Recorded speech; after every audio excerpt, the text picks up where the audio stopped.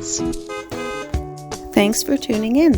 If you like this video, please give it a like, comment below, and take a moment to subscribe to our channel. Lac-Saint-Paul is a charming village, located in the Laurentian Mountains of Quebec.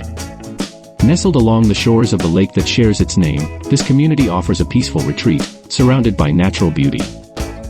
Historically, the Laurentians have been known for their vast forests, and logging played a significant role in shaping local communities like Lac-Saint-Paul.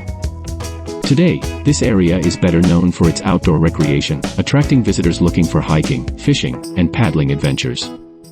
The nearby forests and lakes are home to diverse wildlife, making it a perfect destination for nature lovers. The village is surrounded by notable landmarks, including Lac des Blue Eye to the northeast and Lac Castor to the north.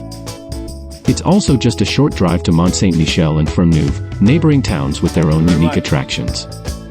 Whether you're here to enjoy the tranquility of the lake or explore the scenic Laurentian region, Lac-Saint-Paul offers a slice of Quebec's natural and cultural charm.